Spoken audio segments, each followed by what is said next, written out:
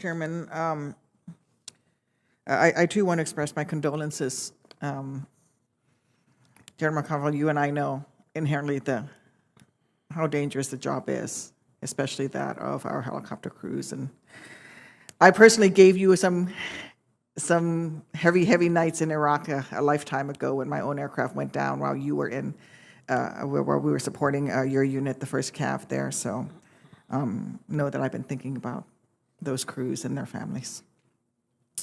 Good morning to both of our witnesses. I appreciate our candid conversation earlier this week. In your written testimony, you highlighted the critical importance of contested logistics in both short, sharp operations as well as for protracted conflict. My colleagues have heard me talk about these difficulties in this committee for some time now, especially as we looked into the Indo-Pacific region.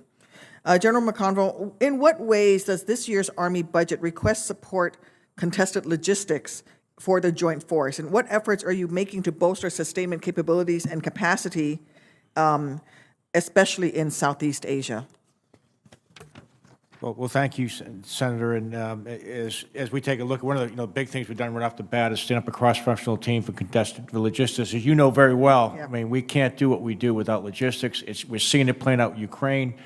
And Ukraine is such a great lesson for us all because we're seeing it play out. But, it's on land, and we have very robust capability to support logistics in Europe. We need to do the same thing in the Pacific. And that's working with allies and partners. In the budget, it's funding for watercraft. There's funding for pre-positioned stocks, which is really important, moving them forward, fuel distribution, all these type things that we're going to need to operate these weapon systems. These weapon systems without fuel, without parts, without bullets do not perform their duties. So we're working that very hard, and we think it's very important. Thank you. Critical vulnerability for any military, as we said, is the logistical tail associated with delivering operational energy to its fielded forces. Both our readiness and our allies and partners' readiness will be bolstered by, 1, reducing reliance on fossil fuels and employing more diverse and renewable operational energy sources, developing innovative delivery systems, distributed storage, as you said, sources, flexible contracting and improved automation, and of course, ensuring supply lines are resilient in the face of climate change, disruptions to energy supplies, and also cyber attacks.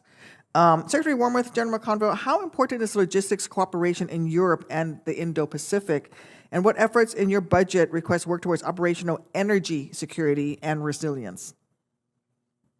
Senator, as General McConville said, logistics are going to be critical. It's that old saying of, amateurs do strategy and professionals do logistics. And we've made substantial investments in that area in this budget. Specifically on operational energy, I would say we've got over $1.3 billion in our budget this year for 2 big areas. About $1 billion in installations resilience, really making sure that our installations are adapting to extreme weather. But the other $300 million is investing more in operational energy and looking at electrification of our vehicles, looking at investing in developing hybrid vehicles. So, for example, we have a hybrid Bradley that I was able to see, as well as hybrid JLTVs, for example. And those are really important because they're going to be much more fuel efficient, which means that we won't have to have the kinds of fuel convoys that we saw in Iraq, for example, which means we're going to put fewer soldiers at risk. But those hybrid vehicles are also lower signature, which is really important when you're looking at the kind of contested environment, and they're very, very quiet, which is going to increase their survivability and ultimately our lethality. So those operational energy investments are really important.